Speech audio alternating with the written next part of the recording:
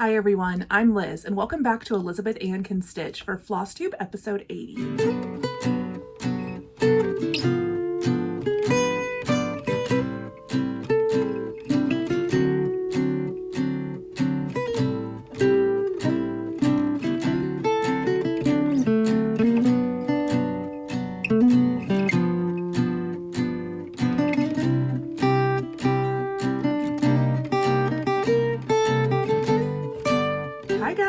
Welcome back to my channel for another Sunday Flosstube update. I'm Liz and I'm here to share with you everything that I've been stitching and sewing and making this week. I hope everybody has had a good week and hopefully your weather is warming up. Here it's gotten super warm. We're in the 80s every day now. Even in the 90s last week. I shared on Instagram that I was swimming again because it was 96 degrees in Austin. So I've been taking advantage of that and getting in the pool. And but I know that like it has been super cold randomly in other parts of the country. Like Jen from Two Tall Quilters was telling me her daughter's prom was this weekend and it was like 35 degrees or something crazy. So I know not everyone is enjoying the spring weather yet, but hopefully it makes it to you soon because it is definitely here in Texas. So I've been enjoying that. I didn't really have that much of an exciting week except for all the stuff I got up to, like quilting. A lot to share with you regarding quilting. I'm sure it's in the thumbnail. I'm sure you know I finished my quilt. Oh, it was also my mom's birthday on Thursday, April 7th. So we went over on Friday night and did dinner and cake and presents and stuff, which was super fun. I had a total present fail. I wanted to get her the Apple Pencil for her new iPad and I bought the wrong version. So anyways, I will fix that, Mom. Sorry. I was like, here's a gift. Oh, wait, it doesn't work. Let me take it back.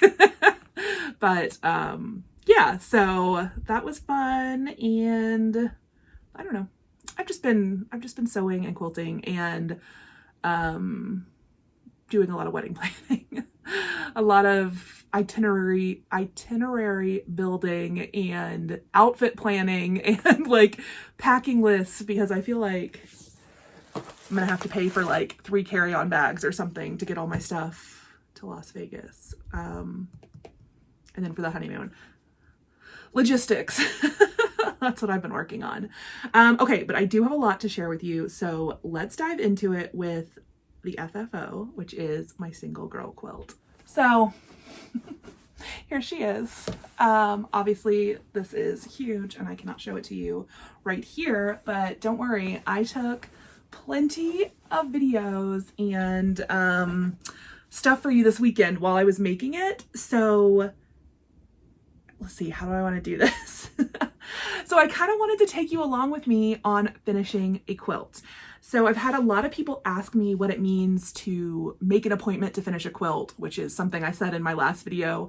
And basically how, if you're not a quilter, you know, the process of joining the top, the bat, and the backing, the top, the back, and the batting, the 3 layers, that is kind of what's known as making a quilt. You know, you put your front and back and your batting together and then you sew through it. And so the machine you use is called a long arm quilt machine and they are very huge, very expensive machines. So I do not have one, but I rent time from people who do have them. So if you are interested in learning long arm quilting or renting time on a long arm quilt machine, I suggest you reach out to your local quilt shop in your area and ask them if they, well, a lot of quilt stores themselves will rent time on a long arm, but ask them if they know of anyone who offers that service in your local area. That's how I got started renting time on various people's machines. And now I'm lucky enough to have a long arm quilt studio in my little city where I can go rent time basically anytime. I just book online and show up with my quilt stuff and can long arm. So I thought I would take you guys along with me yesterday as I you know, set up and long arm quilted my single girl quilt. So yeah, please enjoy watching me quilt this quilt. Hello, good morning, and welcome to my car and the reflection of me in my glasses. I've never done this kind of filming before. So I am here Saturday morning for my quilting appointment to quilt my single girl quilts at Over the Top Quilting, which is the quilt studio I use in Cedar Park, Texas. And so I thought I'd take you along with me today and show you how I long arm quilt my quilts at the studio. This is assuming they're okay with me filming, which I haven't asked yet, but you're not watching this unless they okayed it, so enjoy. Okay, so here I am setting up my quilt to get started. This setup process usually takes me about 30 minutes, and what I'm doing is zipping on my quilt back and getting my batting laid down on top. Sometimes I use these clamps on the side to kind of tension the back of the quilt. And so basically what I'm doing is here I'm just kind of picking a quilt pattern. And so then I am creating a straight line across the top of my quilt batting so I can lay my quilt top down straight, and then I baste it into place on the top and the sides so nothing goes anywhere. And here I am getting the automated quilt pattern set up and all ready to use. So I kind of traced the pattern to see if I liked it. I marked my starting spot, and then I set the machine off and let it go. And from then on, I'm just kind of monitoring to make sure that the thread's not breaking or something's not going wrong. And, you know, I'm just kind of looking to make sure everything is running smoothly, but the machine is doing the quilting for me. And I chose this really cool kind of circle, daisy, loopy flower design that I thought really fit the kind of floral circle motif of my single girl quilt.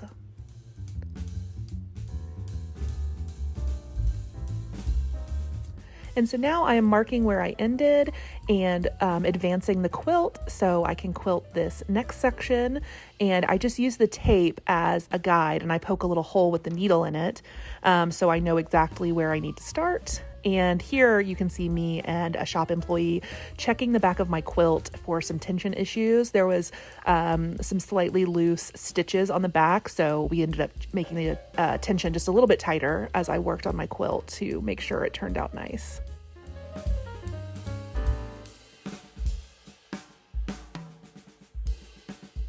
Sorry for all the flapping of the quilt top on the bottom of the screen.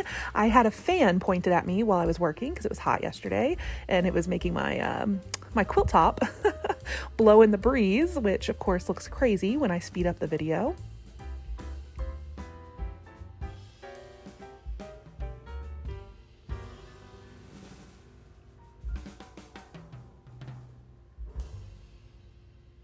So you can see there's a lot of downtime when I'm doing a computerized pattern. Each row I think took about 10 minutes. And so while the row is running, I don't really have a lot to do except monitor for thread breakage or if the bobbin runs out, which is what just happened right here. The bobbin ran out, and I asked one of the employees to help me rethread the machine and set it back up and got started again. So usually I bring stitching or a book, or I play on my phone, although of course I was filming, so I wasn't able to play on my phone while while I quilted this time. I did learn how to long arm quilt by just free motion quilting myself, and I still love to do that, but with this quilt studio, they have these really fancy computerized machines, and they can just produce so much more variety of designs than I can do, you know, on my own. And they're just so accurate and easy that I just really love all of the options of the computerized patterns. So I tend to use them a lot now.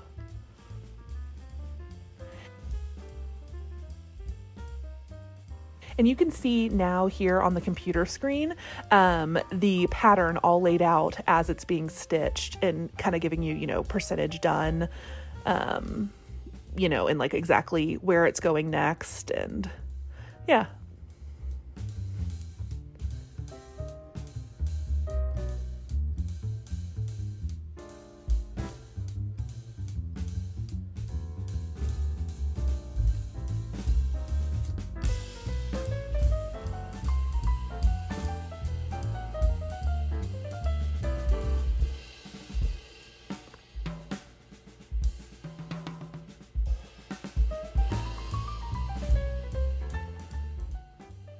Okay, yeah, sorry this is not my best camera angle.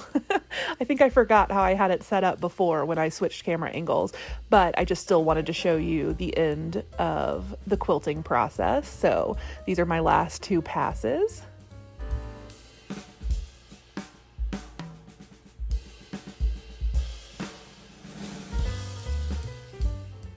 And so once I have the quilting complete, I unload the machine and then I'm able to square up my quilt and get it ready for binding, which is what I did last night so that I could show you my completed single girl quilt. Another reason I like long arm quilting myself is that when you send it out, you know, sometimes you've got to wait a couple of months to get it back, but doing it myself, you know, I can quilt it and then same day bind it and wash it, and it can be a completely finished quilt, which I just love. So there we go, just unwinding it, unzipping it, and I've got a finished quilt. Okay, so yeah, that's what I did. It took me 2 hours, 45 minutes to completely quilt my single girl quilt, and the finished size of it is 68 by 90, which is pretty much a standard twin size bed quilt. So that'll kind of give you an idea, you know, of how long it takes to long arm. I used the computerized pattern, obviously, that I showed you guys. So yeah, it was, I mean, I've been doing it for like 10 or 12 years. So by now it's like very smooth and easy, but it is not something that's super hard to learn. Just find someone in your area and just try it out and see if you like it. And I think it's, you know, a really fun, easier and cheaper way to get your quilts quilted. And who doesn't love that? So, okay, are you ready to see the like full quilt? Because I've just been showing you it getting quilted. So, okay, let me play the video of my finished single girl quilt.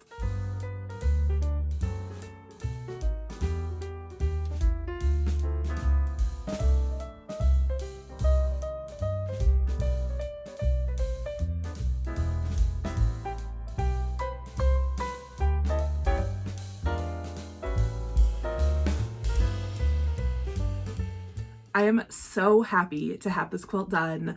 I got it done 2 months before my wedding, under the wire, and yeah, I'm really happy about it. It is the perfect big couch quilt for me. I love it. This one is going to be an immediate rotation. Oh, another thing I wanted to point out, I hope you guys I did like a scrappy binding.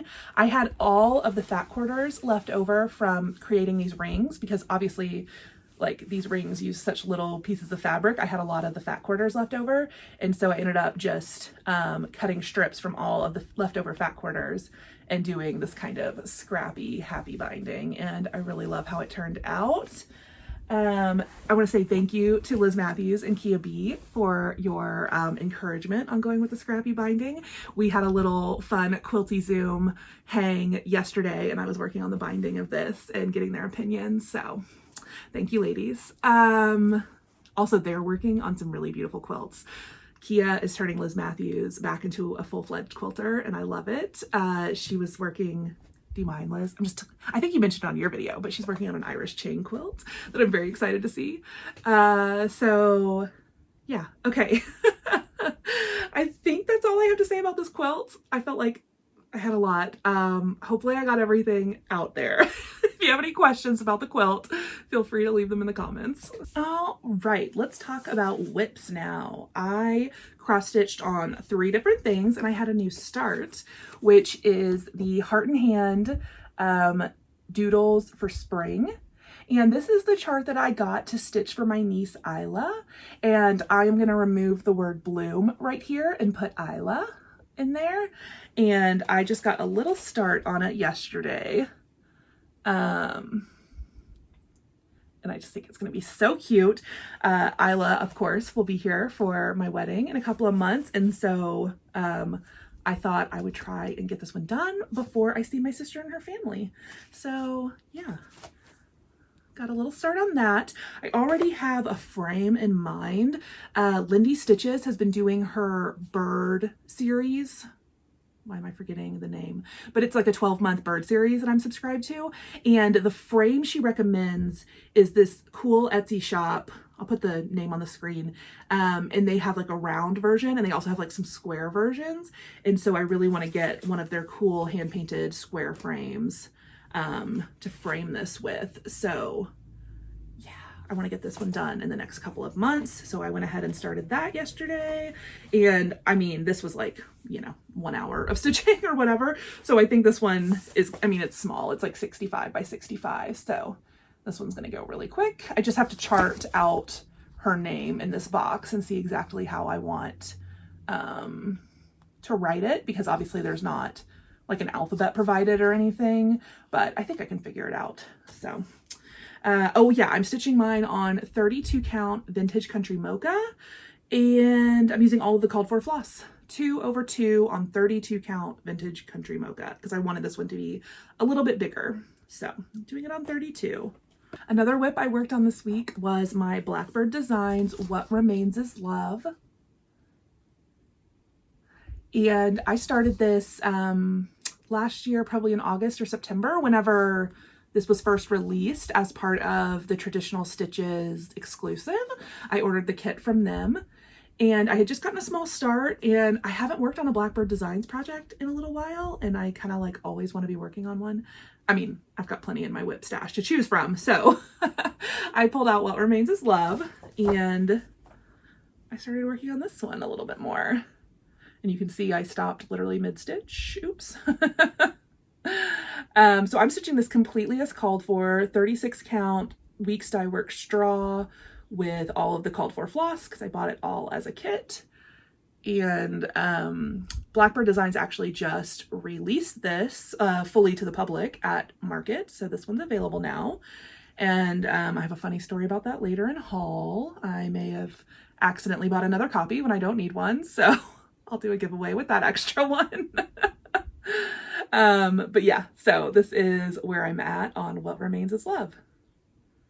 Okay, the last thing I worked on is what I spent most of my week stitching on, and that was my Tellin Emblem scissor sampler. I've just been addicted to stitching on this week and haven't wanted to put it down until this weekend. But I think this is going to stay in heavy rotation until I finish it, because I really, really want to see this one finished. So let me show you where I'm at. So over halfway at this point, and very excited about it. I am stitching mine on 40 count Picture This Plus Legacy with all of the called for colors.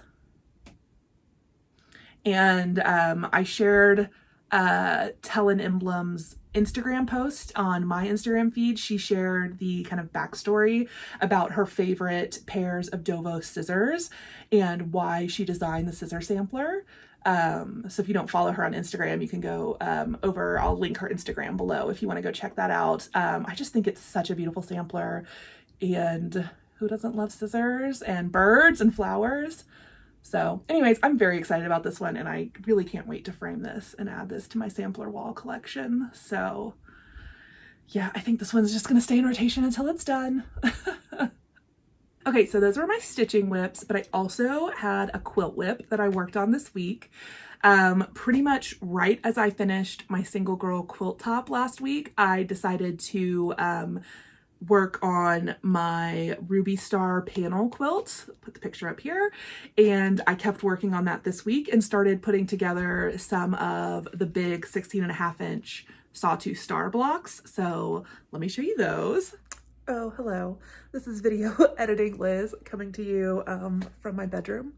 I was editing my video and realized I had another quilty video to put in for you, and I totally forgot to introduce it. While I was sewing together some of those Ruby Star blocks, I took a video for you guys showing you how I use that diagonal seam tape. So I'm gonna go ahead and put that video in now, because I kind of walk through how to use it in that video I filmed the other day. I just totally forgot to intro it while I was sitting down to do my Flosstube. So, okay. Hey guys, so, okay, I'm gonna show you how I use this seam guide tape from Cluck Cluck Sew that I've linked and talked about before.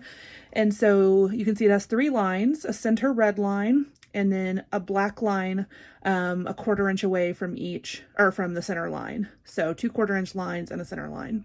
And so I am going to show you how I kind of put this on my machine and then how I sew half square triangles with it. So this is just washi tape, which is just like a paper kind of masking tape. So I replace it basically anytime I need to lift the bobbin up, you're going to kind of wear at it. So I replace it probably between every project. So I'm just going to give myself a generous length. And what I'm trying to do is I'm trying to line up this red center line exactly with where my needle is. So that way I know the black lines are situated a 1/4 inch away from my needle. And so I'm going to start up here, just lining up. Don't worry about this. You can kind of untangle it.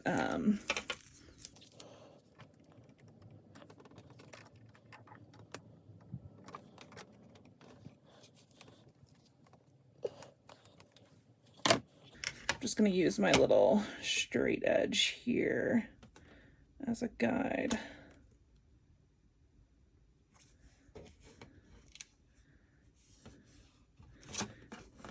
Okay, great. Okay, so that is my tape, and that is showing me where I'm going to be sewing and then my 2 1/4 inch markings.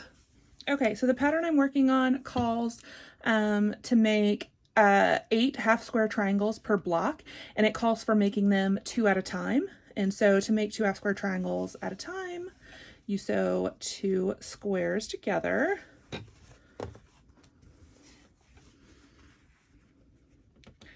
And so I'm just going to line up my 2 squares. And so traditionally what you would do is you would get a ruler, a longer one, but you know, for demonstration, what you would normally do, you get a ruler and you draw yourself a line corner to corner, and then you would sew a 1/4 inch away on each side. But that requires a lot of marking, and this tape lets me do it without marking. So I just make sure these 2 squares are laid down on top of each other, and basically so if I sewed straight down the middle, that's not what we're looking for here. We want to draw down the middle and then sew a 1/4 inch away. So instead of lining up my block on the center line, I'm going to line up on the 1/4 inch line. And so then when I'm sewing on this red line, I'm sewing a 1/4 inch away from the center. And so I'm checking to make sure I know where my 1/4 inch needs to be up top. And then, oops, let me get it on that all on camera. Okay, and so then down here, I'm making sure that my point is on this 1/4 inch line as well. So that way, when I start sewing, I'm in the right spot, and then I'm just following my point. So let me go ahead and get this started.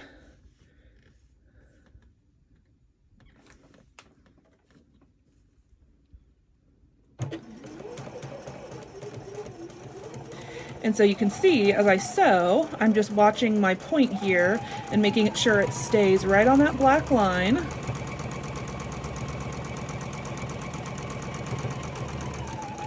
It's hard to do this from behind the camera.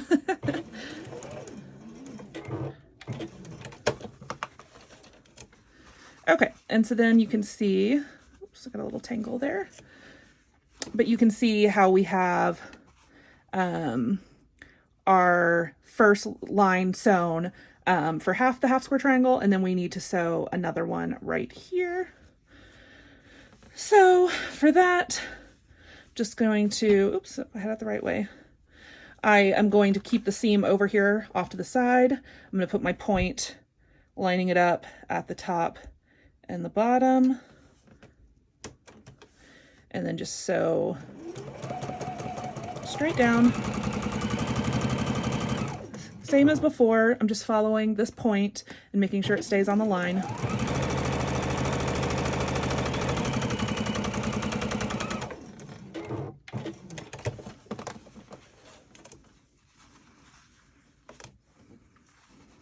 Okay, so then you can see we have our center and a line, a sewn line on either side of it. And so now we would just cut, you know, with a rotary cutter and a ruler, you would just cut your half square triangle in half and then press them open. And then you have 2 half square triangles ready to go.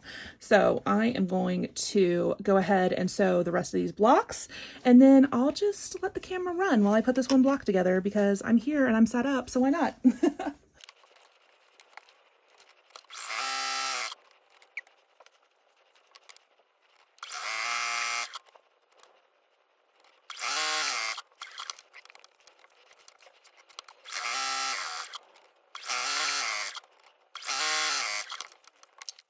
Okay, so I just got all of my half square triangles pressed, cut apart, and then pressed flat. And then I trimmed all the little dog ears off. And so I have laid out my block, and yeah, I'm gonna start assembling. So I'll let you watch me chain piece and fast forward, and then I'll show you my finished block. So for sewing the triangles, I had my flat, just normal see-through foot on, but while I'm piecing, I like to use my 1/4 inch foot. You can also use these lines as a handy guide, but I also like to switch over to my 1/4 inch foot. The reason I don't use a 1/4 inch foot when doing triangles is because it has this little flap here, so you can't sew flat over something. You need your seam to fit inside this little bar. So, but you can see also with this tape, I'm just lining the edge of my fabric right along there, and that just keeps it in the right spot for my 1/4 inch seam.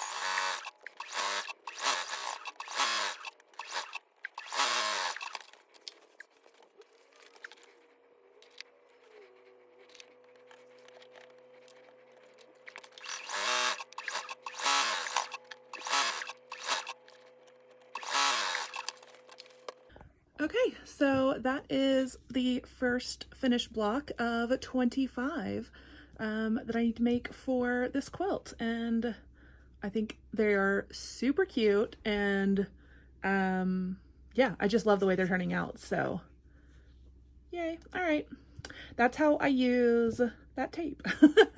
Hope that was helpful. Okay, so I got this one,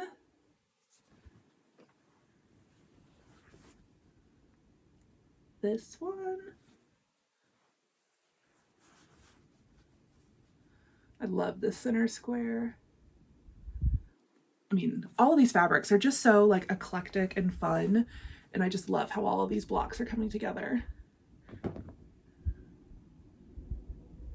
So I got those 4 blocks done, and then while I was at my quilt studio working on Single Girl Quilt, they sell a bunch of extra wide quilt backs in their store. They don't sell a ton of like actual like normal quilt fabric, like 45 inch width quilt fabric, but they sell a lot of quilt backs. So they had this awesome ruby star print, and I knew it would be perfect for the back of this ruby star panel quilt. And so this is what I got for the backing, which is like a really pretty cream linen background color with all of these gold foil accents. I think it's called Celestial. And anyways, I just think this is going to be so cool on the back of this quilt. So yeah, I'm very excited. I found some backing. They have so much cool stuff there. And also they told me to tell you guys, if anybody has trouble finding somewhere to send their quilts to, they take mail order. So Over the Top Quilting in Cedar Park, if you need somebody awesome to send your quilts to, I highly recommend them. They do a wonderful job. They have quilted quilts for me before, but I mostly use their machines. But I do know, like, they have quilted quilts for me and they do a great job. So just gonna throw that out there if anyone's looking for somewhere to send their quilts. Yes, is that all I have to say about my Ruby Star quilt? I think so. I've got to make 25 blocks, so I've made 4 of them. Each block takes about 20-ish minutes to make. The tedious part is that the stars are all these are all half square triangles instead of being flying geese. You can do it either way. The half square triangle method saves fabric in this case, instead of like doing the flying geese. So I think that's why they called for that. But I prefer, I don't know, I just prefer making flying geese over half square triangles. I think it's quicker. And so anyway, so the only tedious part is that you've got to make 8 half square triangles and then trim them all, you know, correctly, and then assemble the quilt block. So that's why they take a little bit of time each to make. But I only have to make 25 of them, and I think I should have that done in the next week or so if I keep coming in here after work and sitting down and making quilt squares. So that's my plan, to keep working on this, because now that I have the quilt back and a few of these blocks made, I want to see it done. So that's what I'm working on quilt wise. Okay, I also got some things in the mail this week that I want to share with you. And the first was from Sandra. And she had sent me some charts before that she was getting rid of, and she had a new pile, and she was telling me that she does the thing where it's like your eyes are bigger than your stomach in terms of food, but it's like your eyes are bigger than or faster than your stitchy fingers. So you buy too many kits and things and then realize like, I'm never gonna get to that, or I've changed my mind. I do that all the time, so. But thank you, Sandra, for sharing with me. She sent me this wonderful bundle of charts and kits. And this one I had seen before, I think on Colorado Cross Stitcher's channel. I think she had highlighted this. This Hobby House Needleworks Christmas Quaker. So I was so excited to see this in this bundle. I love this. I think this is beautiful. And then she sent me a Twin Peak Primitives Cardinal Sampler kit. And I mean, just, a Cricut Collection February. I love these things. I was very excited to see that. And just all kinds of fun stuff, including one that I already have. So for sure, I will include this in the giveaway, which is a Shepherd's Bush Merry Notes. And I really need to start mine this year. It's so cute. So anyways, thank you so much, Sandra, for the lovely gift. I really appreciate it. Okay, I also got a little bit of haul.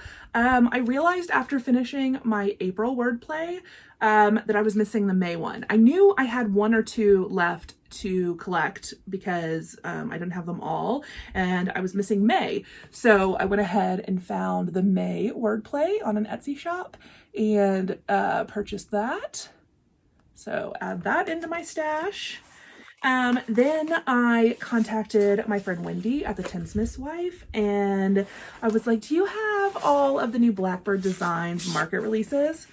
And I said all because I forgot that I already had one. So she was like, yes, of course. So she sent me all the new releases, which includes What Remains Is Love, duplicate. This will go in a giveaway soon. But then I got the Humming of the Bees, which is gorgeous. It's bigger than you think, though. It's like 2 something by 2 something. But it is beautiful. And then this book, A Heart Remembers, which is so gorgeous. I just started flipping through this last night and I'm obsessed with it. There is, oh yes, this one is my favorite right here. So anyways, this is a gorgeous book. So, oh, and then I got one other thing from Wendy. She had, I think it was new. I should have checked, but I'm pretty sure this was new to market this year. It's called the Dutch Rose Kit by Samplers Not Forgotten. And so there is everything I need in here to make that little pillow. So I've got the linen, the threads, the backing fabric, and the lace. So yes, this is going to be eventually made for my little spring pillow bowl. So it's just beautiful. So yeah, that was my haul from the Tinsmith's Wife. And I got to use, I had a gift card from my sister for Christmas that I finally remembered to use. So that was nice. Thank you, Allison, for helping me with my haul. I know I got my Lindy Stitches bird of the month this week, and now I don't know where I put it. I think it might be in the living room under my stitchy table. So I'll have to bring that next week. But I've really been loving getting just like a monthly bird of the month. I haven't stitched any of them yet, but I just want to collect them right now. So I've been enjoying that. I know I got that. I'll have to bring it next week to show because it's a really cute one, but I don't know where I put it. I like have been really forgetful and loserly. I've been losing things. The new start I had this week, which was the spring Doodles, I have had that kitted up since before Valentine's Day because I brought it to my sister Sarah's house when we did that Valentine's Day video, and I showed it like as an option as a new start. And I came home from that day, I put everything away, you know, loosely, and then I just could never find it because I've been wanting to start that stitch for my niece Isla. And finally last night I found it, which is why I started it, because I was like, don't lose it, start it, put it in the whip pile so you know where it is. But yeah, I just keep losing things. Anyways, I found it. It's all good. But anyways, okay. So I think that's all I had to share with you guys this week. Thank you so much for joining me. And thank you for putting up with such a weird video last week. I was all over the place trying to be more calm and normal in this one. I hope it's working. And wish me luck going back to work. I already have in-person meetings scheduled. But it'll be really fun to see my work friends who I haven't seen in a while and get lunch with them. So there are good things to look forward to too, including summer, which is my favorite season, and it is really almost here in Texas. So, and summer means my wedding and my honeymoon. So anyways, lots to look forward to, lots to be excited about. Thank you guys so much for joining me this week.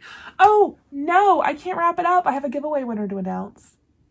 I'm not even going to edit that. I'm just going to... I hope people didn't turn off the video. I have a giveaway winner to announce. Okay. Last week, I showed this bloom chart that Fat Quarter Shop kindly gifted me and offered it as a giveaway, and I have a winner. So I think like 170 of you entered for this chart, and the winner was Lynn Sedlak. So Lynn, I recognize your name. Thank you for commenting. Such nice things always. And you're the winner of this bloom chart. So just send me an email with your mailing address and I will send this to you ASAP so you can get started on it. Okay, that's it. Thank you again. I'll see you next Sunday. Bye.